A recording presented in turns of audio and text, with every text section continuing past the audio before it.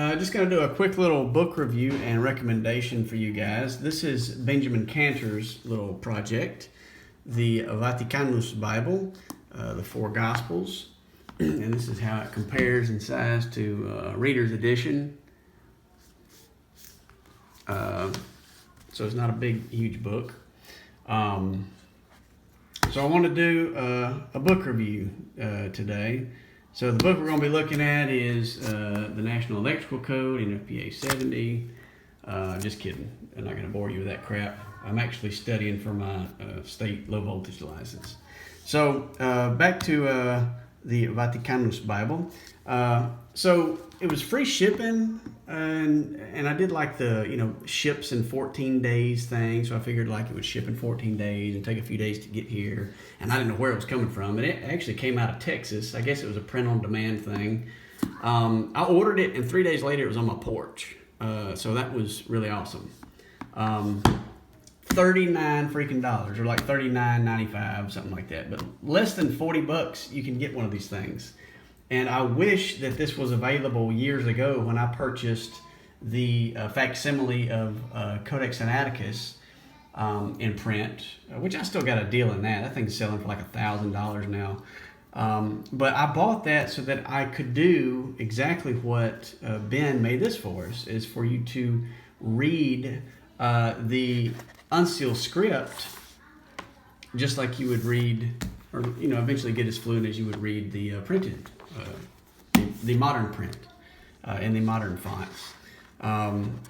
So this is what it looks like. I was surprised that the print was this small. For some reason, I was expecting it to be a little bigger. It seems to be considerably smaller than Codex Sinaiticus. Now, the facsimile I have of Sinaiticus is actually like 95% the size of the original. This is supposed to be very, very close to the original size of Vaticanus, but I've never seen Vaticanus in person, so I didn't know what size to expect. But I was a little surprised that it was as small as it was. In the videos that Ben has on his website, where it shows a lot of close-ups of the book, for some reason it just made the text look a lot smaller. Look a lot larger than when I actually held it in my hand. It just seemed to be smaller for some reason. Anyways, so as I was reading this, I started reading it yesterday. I do plan on reading through the whole thing. I noticed a textual variant that I had never noticed before. And if you're just reading through like your Nestle Allen text or something, you're not going to notice it. I couldn't find anything in my critical Bibles that showed this variant, and I couldn't find anything in Metzger's commentary or anything that might explain this. So right here in verse 12 of Matthew, in the genealogy, everything up to this point you have, and so-and-so begat so-and-so, and it's egenisen. So Aram de egenisen ton Aminadav, egenisen. Then you get to verse 12, and it says, Metade tin metukesian Babylonos, Iechonias gena ton Salathiel.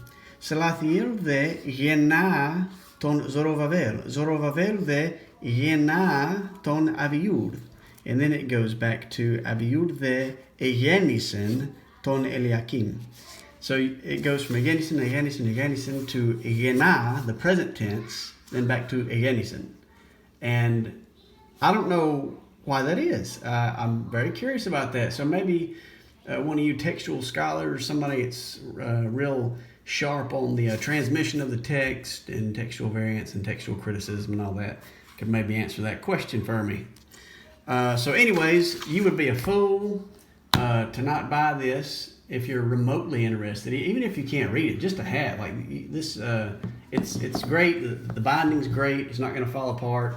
I think it's going to last long enough, certainly, for me to read through every page of it. You should have this on your shelf, and of course, I think you should learn to read it fluently, and enjoy it, because reading unsealed script is like the closest thing that we have to a time machine. So get one and enjoy.